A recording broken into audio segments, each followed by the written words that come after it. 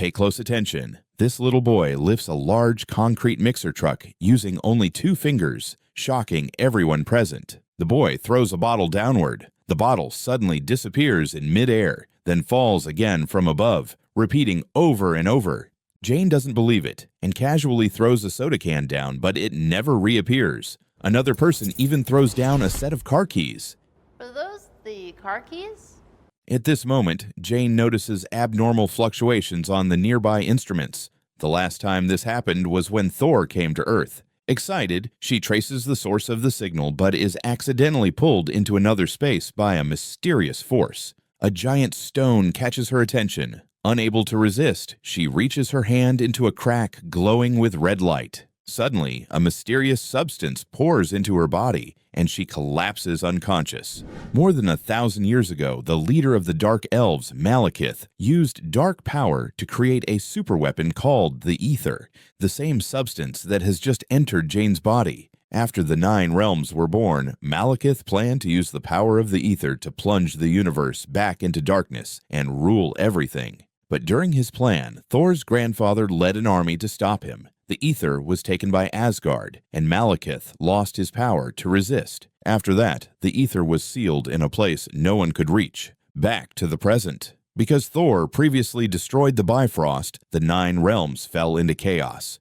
To restore balance, Thor leads troops to suppress the uprisings. Even powerful rock giants are defeated with a single strike of his hammer. Seeing this, the rebels surrender one after another. After the victory, Thor goes to the Bifrost to ask Heimdall about Jane, only to learn that something has happened to her on Earth. Thor immediately rushes back to Earth. At this time, Jane wakes up. When they meet, they are about to embrace, but instead, Thor gets slapped. Jane blames him for disappearing for 2 years. Thor keeps explaining and apologizing and finally gains Jane's forgiveness. Just then, the police attempt to arrest Jane for illegal trespassing, but a red energy suddenly knocks an officer several meters away. Seeing this, Thor immediately summons the Bifrost and takes Jane back to Asgard. After examining Jane, Asgard's doctors say they don't understand her condition. Odin appears and scolds Thor for bringing a mortal here. When the guards touch Jane, they are also repelled by red energy. Only then does Odin realize that the Ether has attached itself to Jane, meaning the long-sleeping Malekith has awakened.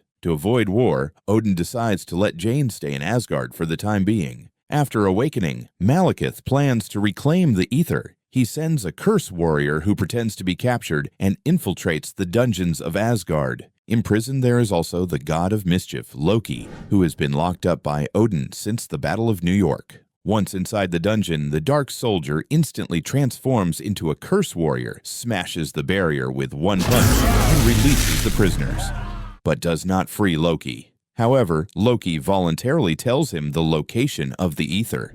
Suddenly, a large number of unknown spacecraft appear outside the Bifrost. Ground cannons immediately enter defensive mode.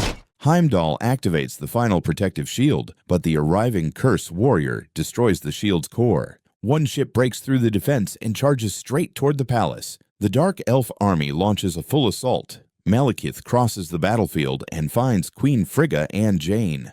The queen fights the curse warrior, but is overpowered. When Malekith steps in front of Jane and reaches out, he realizes she is only an illusion. Enraged, he kills the queen on the spot. Thor arrives and drives the enemies back, but when he sees his mother lying on the ground, his heart is filled with grief. From that moment on, he loses his mother. To take revenge, Thor assembles an Asgardian version of the Avengers.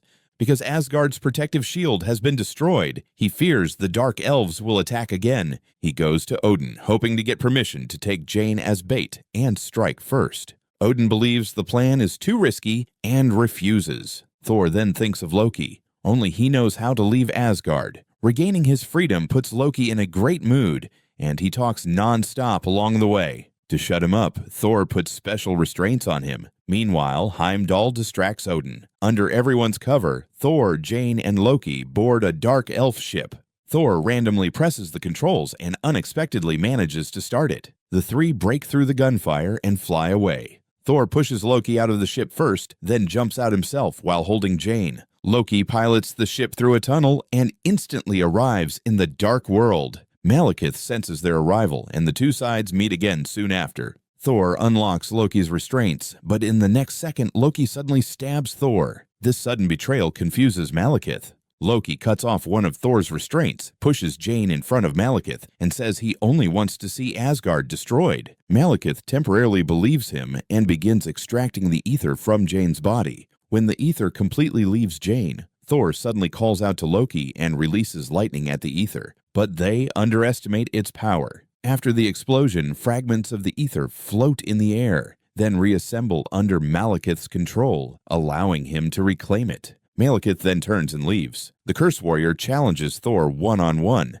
After a fierce fight, Thor is completely overpowered. Meanwhile, Loki is surrounded by dark elf soldiers. He easily defeats them all with a small dagger, then rushes to help Thor. Just as the Curse Warrior is about to deliver a fatal blow to Thor, Loki stabs him from behind. But the Curse Warrior turns around, grabs Loki, and stabs him as well. As Loki falls, he activates a space grenade on his body, dying together with the Curse Warrior. Severely wounded, Loki dies. Losing loved ones one after another is hard for Thor to accept, but he has something more important to do: stop Malekith's plan. He and Jane search for an exit everywhere. In a cave, Jane's phone suddenly rings, meaning the dark world has connected with Earth. They even find the previously lost car keys there. The two walk toward the cave entrance and unexpectedly return directly to Earth.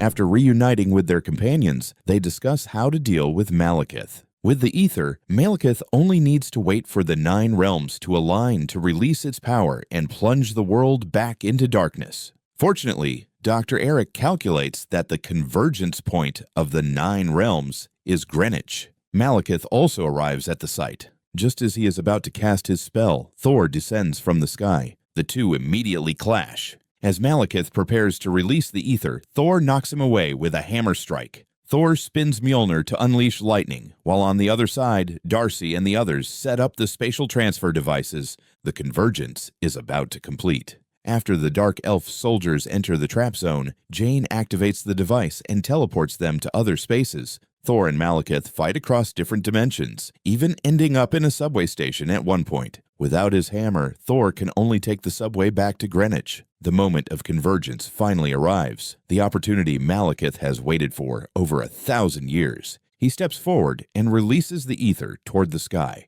forming a storm that spreads across the 9 realms. At this moment, Thor returns. To stop Malekith, he charges into the ether storm with Jane's spatial device and throws it at Malekith. Outside, Jane activates the button at the same time, and Malekith's right arm instantly disappears. Thor throws a second device, and Malekith's left arm disappears as well. Finally, Thor summons Mjolnir and charges at Malekith with the last device, driving it into his chest. With Jane's coordination, Malekith is sent back to the Dark World. Before he can react, he is crushed to pieces by his own ship. In the end, Thor returns to Asgard to apologize to his father and clearly states that he does not want the throne, only to be with Jane. Surprisingly, his father does not blame him and instead gives him his blessing. But doesn't this Odin seem a bit strange? After Thor turns and leaves, Odin on the throne transforms into Loki.